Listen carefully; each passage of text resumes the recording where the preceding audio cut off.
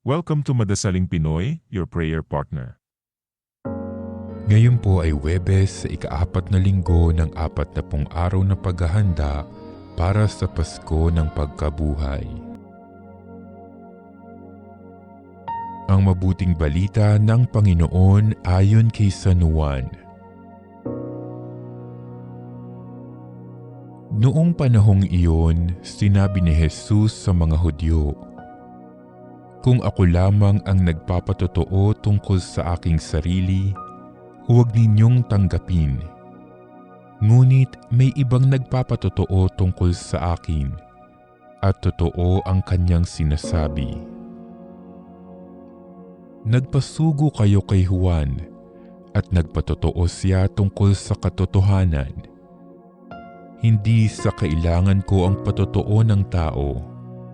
Sinasabi ko lamang ito para maligtas kayo." Si Juan ay parang maningas na ilaw na nagliliwanag noon, at kayo'y sandaling nasiyahan sa kanyang liwanag. Ngunit may patotoo tungkol sa akin na higit sa patotoo ni Juan. Ang mga gawang ipinagagawa sa akin ng Ama at siya ko namang ginaganap. Iyan ang nagpapatotoo na ako'y sinugo niya. At ang Amang nagsugo sa akin ay nagpapatotoo rin tungkol sa akin. Kailanmay hindi ninyo narinig ang kanyang tinig at nakita ang kanyang anyo. Walang pitak sa inyong puso ang kanyang salita, sapagkat hindi kayo nananalig sa akin na sinugo niya. Sinasaliksik ninyo ang mga kasulatan sa paniwalang doon ninyo matatagpuan ang buhay na walang hanggan. Ang mga ito ang nagpapatotoo tungkol sa akin, ngunit ayaw naman ninyong lumapit sa akin upang kayo'y magkaroon ng buhay. Hindi ako naghahangad ng parangal ng mga tao, ngunit kilala ko kayo.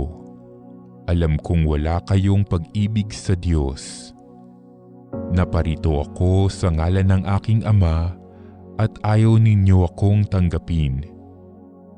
Kung may ibang pumarito sa kanyang sariling pangalan, siya'y inyong tatanggapin.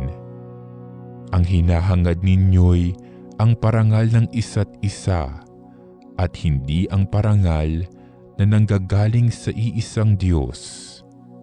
Paano kayong makapaniniwala? Huwag ninyong isiping ako magsasakdal sa Ama laban sa inyo. Si Moises na inaasahan ninyo ang siyang maghaharap ng sakdal laban sa inyo.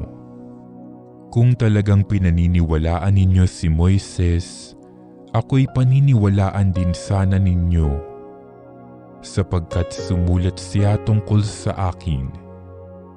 Ngunit kung hindi ninyo pinaniniwalaan ang mga sulat niya, paano ninyong paniniwalaan ang mga sinasabi ko?